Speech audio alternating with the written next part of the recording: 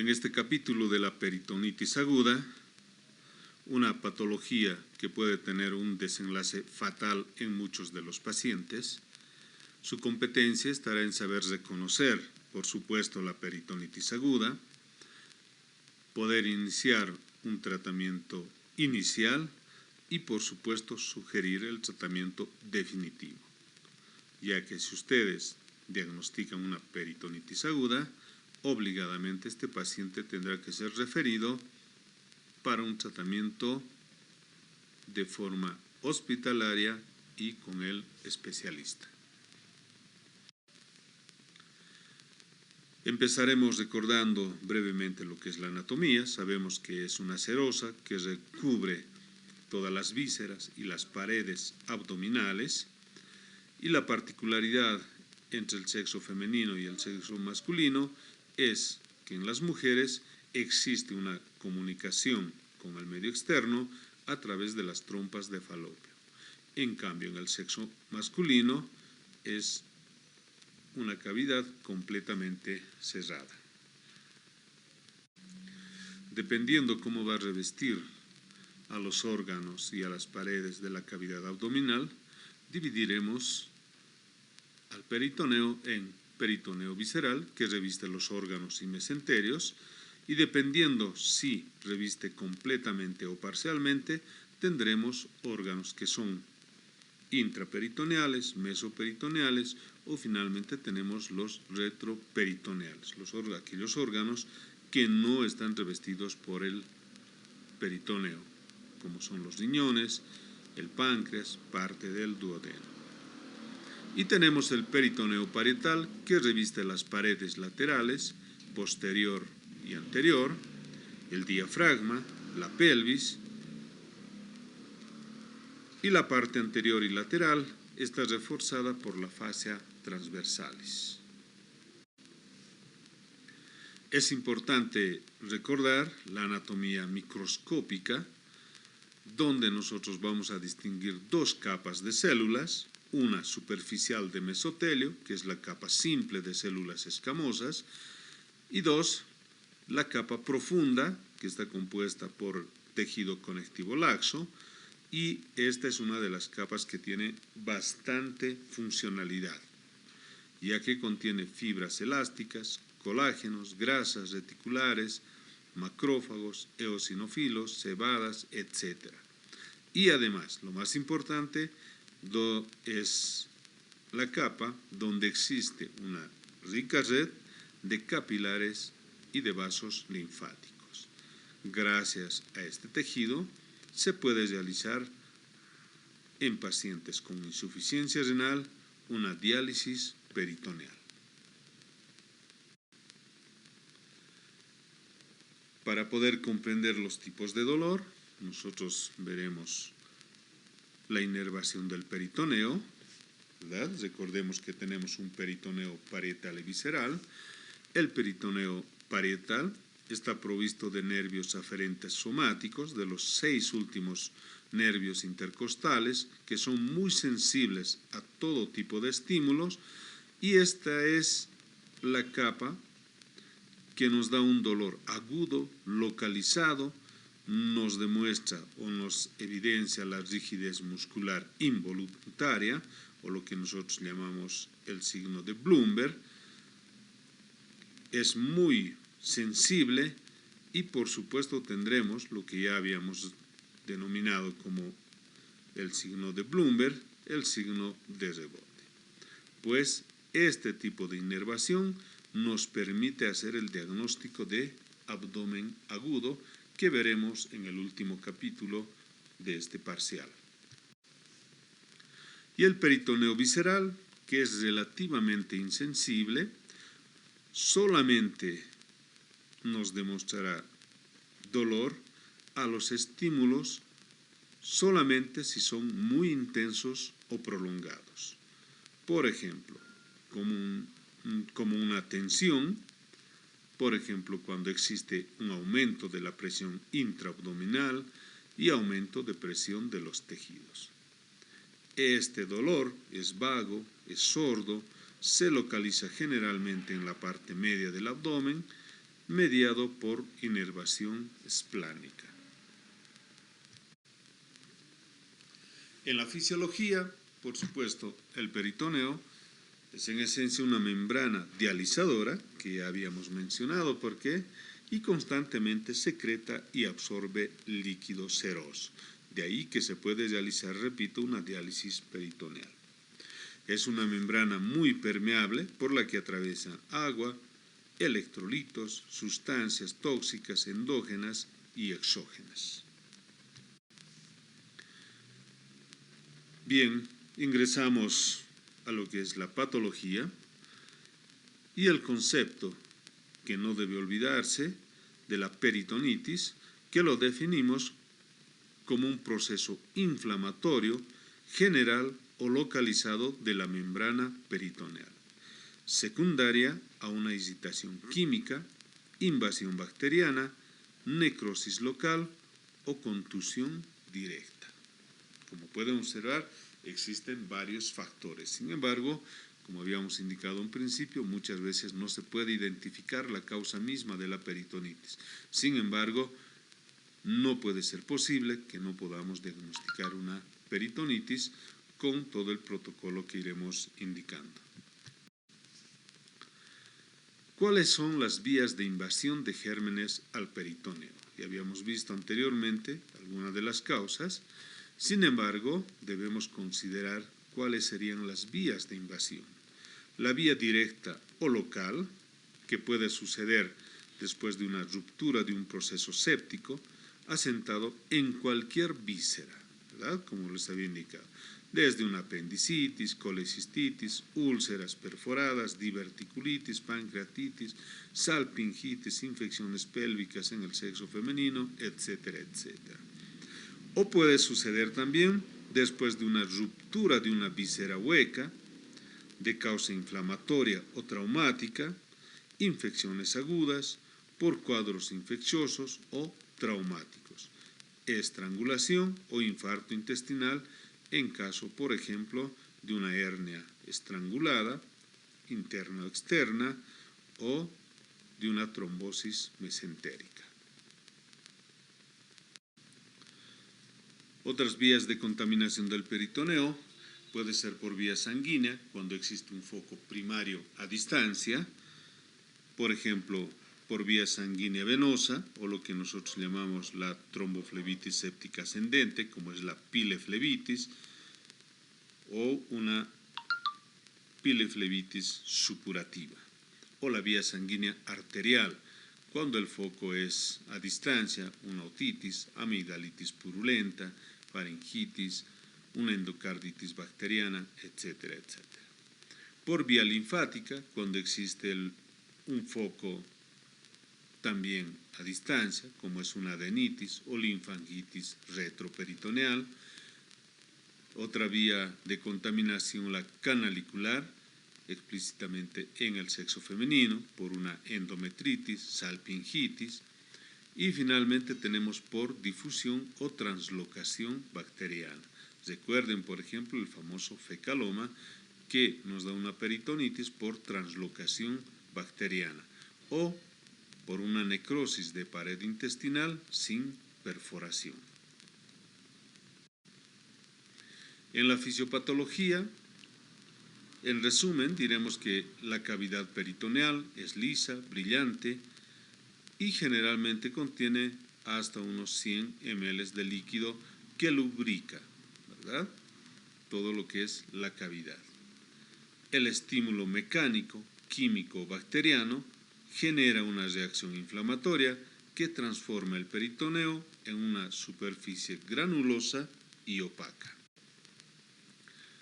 Posteriormente empieza a exudar líquido, el cual se enturbia con la aparición de leucocitos y fibrina, elementos que más tarde formarán pus, o lo que para nosotros es un trasudado.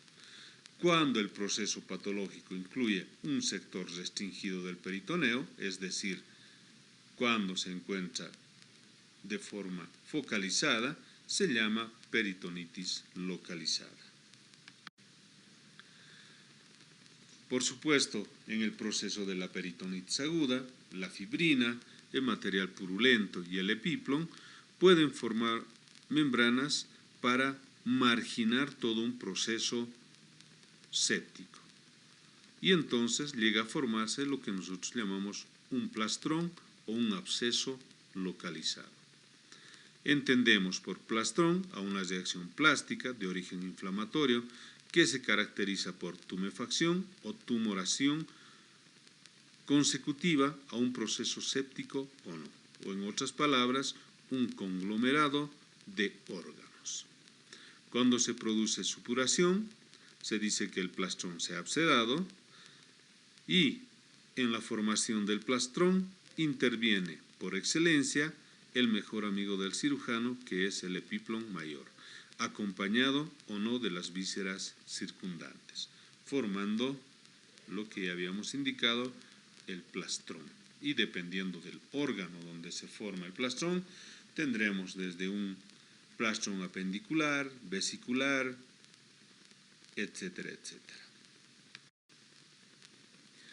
Cuando estos procesos no se tratan o finalmente estos eventos son incapaces de localizar por el mismo organismo, la infección invade el resto de la cavidad y compromete todo el peritoneo, dando origen a la peritonitis generalizada o difusa. Y por supuesto, con todo este proceso, se producen cambios en el medio interno que pueden ser desde una hipovolemia, desequilibrio hidroelectrolítico, choque séptico, los cuales pueden conllevar al deceso del paciente, lo que les había indicado desde un principio que puede tener un desenlace fatal para el paciente.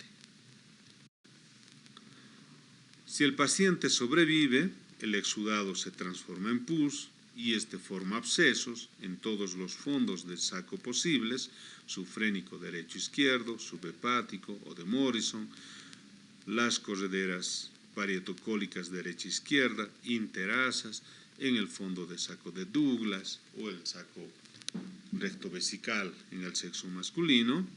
La fibrina va a formar una pared continente de estos abscesos y los sacos de pus así formados producen síntomas de abscesos hasta que el sistema inmunológico logra esterilizar las cavidades o el paciente finalmente llega a fallecer.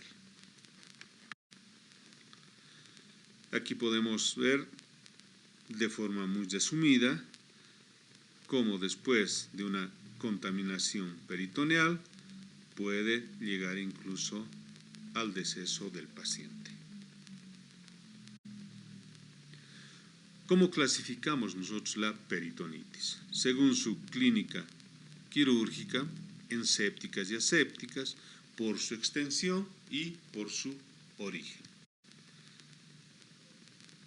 Decimos que son sépticas cuando existe participación de gérmenes y pueden ser espontánea, cuando estos gérmenes invaden del tubo digestivo del aparato urogenital, o puede ser provocada cuando suceden maniobras quirúrgicas, traumatismos abiertos, introducción de sustancias a la cavidad, presencia de cuerpos extraños, gasa, talco, almidón, etc. O los mismos abortos, ¿verdad? Decimos maniobra quirúrgica incluso cuando nosotros tratamos de lavar o limpiar la cavidad abdominal con sustancias antisépticas, como por ejemplo povidona diluida en solución fisiológica, que a la postre puede provocar una peritonitis química. Decimos que una peritonitis es aséptica cuando existe contacto de la serosa con agentes irritantes. La contaminación con gérmenes puede ser secundario, en este caso por líquidos naturales como bilis, orina, sangre, líquidos anormales como un desame de un quiste de ovario o quistes hidatíricos, sustancias químicas como yodo, talco, contrastes, cuerpos extraños, isquemia, torsión de un ovario, vólvulo sin perforación, infarto del epíplon, etc., o un hemoperitoneo después de un trauma abdominal cesado. Por su extensión, nosotros clasificamos en localizadas o focalizadas, cuando la contaminación es parcial y la mayor parte de la cavidad no está afectada. Generalizadas, difusas o propagantes, cuando está afectada toda la cavidad que recubre el peritoneo. Por su origen, nosotros clasificaremos en primarias cuando la causa no es intraabdominal y generalmente es monobacteriana, que puede suceder después de una infección respiratoria, una otitis, cirrosis, etc. Y en adultos podría tratarse de una tuberculosis peritoneal o intestinal.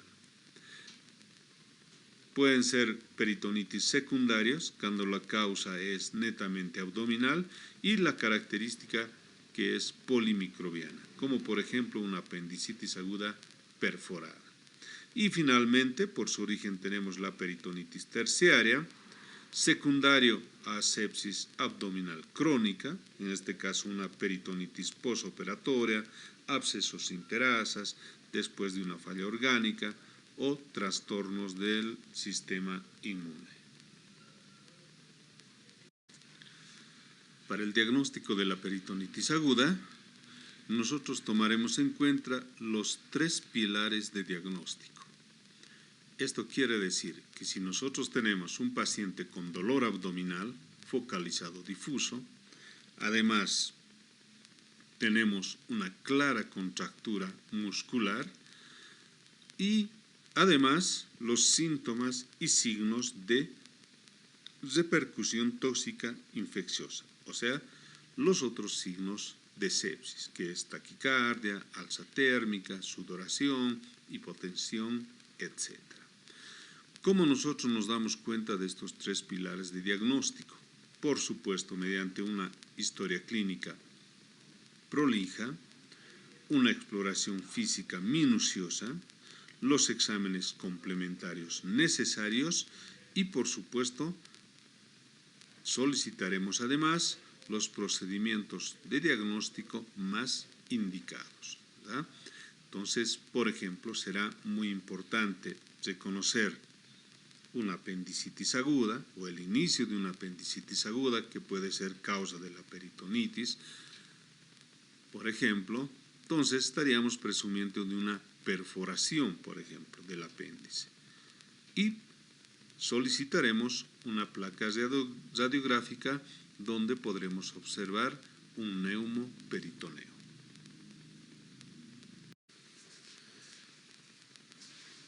Entre las manifestaciones clínicas deberemos tomar muy en cuenta el inicio y la evolución, que pueden variar según cada caso individual y de la patología. Por supuesto, esto para poder hacer un pronóstico referente a la misma evolución del paciente. Por lo tanto, puede ser de inicio súbito en los casos de perforaciones, como por ejemplo una úlcera gástrica o duodenal, o una perforación de un divertículo colónico en este caso. Puede ser gradual o insidioso en lesiones no perforadas o en ciertos casos postquirúrgicos, como por ejemplo la misma apendicitis aguda que puede ocasionar una peritonitis, pero sin llegar a una perforación. En la signosintomatología, que puede ser local o puede tener una repercusión sistémica, inicialmente el paciente, como ya habíamos indicado en los 3 pilares para el diagnóstico, por supuesto el paciente referirá un dolor abdominal, náuseas y vómitos, como irritación o como signos de irritación del peritoneo. El paciente podrá tener hipo y además trastornos de la evacuación intestinal, desde diarrea o estreñimiento. Estos pacientes generalmente están anoréxicos o con falta de apetito y además una intensa sed. Por lo tanto, uno de los signos muy importantes es que este paciente tendrá la lengua seca. Entre los signos físicos, por supuesto, estos pacientes tienen una apariencia general o aspecto demacrado, o lo que nosotros llamamos la facies hipocrática, esa facies de susto, con sudoración fría, piel marmórea. Pacientes presentarán un grado de choque con temperatura o alza térmica, pacientes taquicárdicos, con incremento en la respiración o taquimneicos, y lo que habíamos indicado, y repito, la apariencia de la lengua totalmente seca. Y en algunos pacientes ya puede presentarse una ictericia, pero no como una falla o como una obstrucción de la vía biliar, sino nos estaría demostrando algo más grave, ya como una falla orgánica. En este caso, una insuficiencia hepática por la sepsis. A la inspección, nosotros seguiremos observando, muy aparte de lo que tenemos una esafasia hipocrática, la ausencia o marcada disminución de los movimientos respiratorios abdominales, o lo que llamamos el abdomen en tabla, ¿no? En otras palabras, no participa el abdomen en la respiración. Estos pacientes generalmente tienen una posición antiálgica, con la posición con las piernas flexionadas hacia el abdomen. Estos pacientes están inmóviles por el dolor y además puede existir una leve distensión del abdomen y generalmente es simétrico.